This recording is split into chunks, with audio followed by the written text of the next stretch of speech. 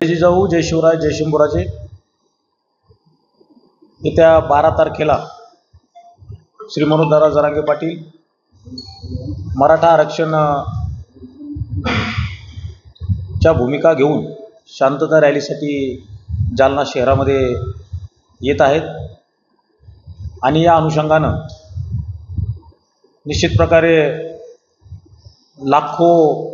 समाज बांधवाच्या उपस्थितीमध्ये ही शांतता रॅली जालना शहरामध्ये सकाळी 10 वाजता छत्रपती संभाजी महाराज मोतीबाग या ठिकाणाहून सुरुवात होऊन चमन त्यानंतर मम्मादेवी आणि छत्रपती शिवाजी महाराज या ठिकाणी या रॅलीचा समारोप होऊन मनोहरदादा जरांगे पाटील आपला विचार त्या ठिकाणी समाज बांधवांना देऊन त्या ठिकाणी समाजामध्ये पाठवणार. आता ह्या पद्धतीने जे काही आपल्याला दिसत आहे, जर तुम्ही झूम करून बघितलं तर ह्या पद्धतीने त्या ठिकाणी याच्यामध्ये जे काही हायलाईट केलेलं आहे हे सगळं जर आपण त्या ठिकाणी अगदी बारकाईने वाचलं तर याच्यामध्ये जी आत्ता मी जी आकडेवारी सांगितली ती आकडेवारी त्या ठिकाणी नमूद केलेली आहे, ती हायलाईट देखील आपण केलेलं आहे. अशा पद्धतीनं जे जे काही आपल्याला देता येईल ते त्या ठिकाणी प्रशासनाला देणार आहेत. जे जे गोष्टी आपल्याला देता येतील ते पुरावे आपण त्या ठिकाणी प्रशासनाला आज सुपूर्द करणार आहोत. JCP वगैरे सगळं आहे. रॅली रूटवरती रॅली सकाळी 10 वाजता छत्रपती संभाजी महाराज पुतळा मोतीबाग इथून रॅली सुरुवात होणार आहे आणि त्या ठिकाणी चमन, मम्मादेवी, पाणीवेस आणि छत्रपती शिवाजी महाराज पुतळा या ठिकाणी या रॅलीचा समारोप होणार आहे. लाखो समुदाय या ठिकाणी समाज बांधव या ठिकाणी उपस्थित राहणार आहेत. त्याच्या सगळ्या जय्यत तयाऱ्या त्या ठिकाणी झालेल्या आहेत. या ठिकाणी पार्किंगची व्यवस्था देखील झालेल्या आहेत. म्हणजे जे जे काही रॅलीच्या तयारीच्या अनुषंगानं गोष्टी असतील त्या सगळ्या तयाऱ्या आज रोजी फायनल झालेल्या आहेत आणि 12 तारखेला या ठिकाणी सगळेजण या रॅलीसाठी सज्ज असणार आहेत. लाखोंच्या संख्येने समाज बांधव त्या दिवशी उपस्थित राहतील आणि चांगल्या पद्धतीने ही रॅली त्या ठिकाणी एक आदर्श म्हणून या कर्मभूमीमध्ये निश्चित प्रकारे एक आदर्श निर्माण करेल. जालना जिल्ह्याच्या माध्यमातून ज्या काही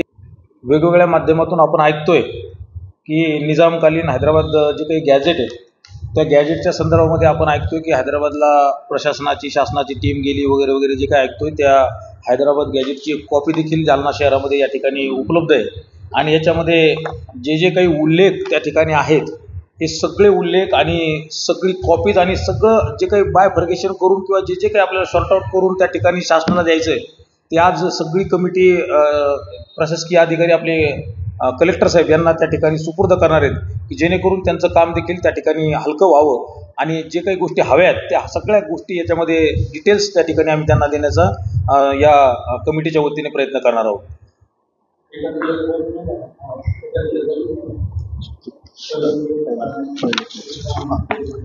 आता आपण जसं याच्यामध्ये ज्या डिटेल आहेत त्या डिटेल्स अशा आहेत की पहिला जिल्हा याच्यामध्ये आपण औरंगाबाद इन्क्लूड जालना त्या काळी, तर त्याच्यामध्ये जर 197 क्रमांक पान क्रमांक अनुक्रमानिकेनुसार जर आपण गेलो तर त्याच्यामध्ये आपली सगळी डिटेल जी आहे ती अशी आहे की 1901 मध्ये त्यावेळीची लोकसंख्या 7,26,407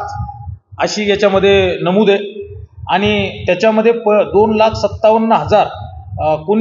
कुणबी नोंदी त्या ठिकाणी आपल्याला या गॅजेटमध्ये दिसतात. म्हणजे एकूण जर आपण सगळ्या औरंगाबाद, जालना, परभणी, हिंगोली, नांदेड, बीड, उस्मानाबाद या ठिकाणच्या सगळ्या जिल्ह्याचं जर सरासरी बघितली तर 29,03,141 ह्या त्या ठिकाणी त्यावेळीची लोकसंख्या आहे आणि 10,47,000 त्या ठिकाणी त्यावेळीची कुणबी नोंद त्या ठिकाणी आहे. तर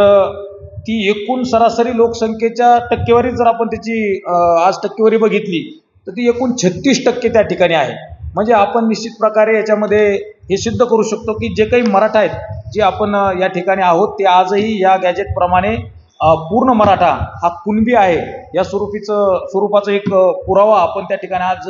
सगळ्यांकडे तर दिलेलाच आहे, परंतु आज या जिल्ह्याचे जिल्हाधिकारी यांच्याकडे देखील आपण सुपूर्द करणार आहोत.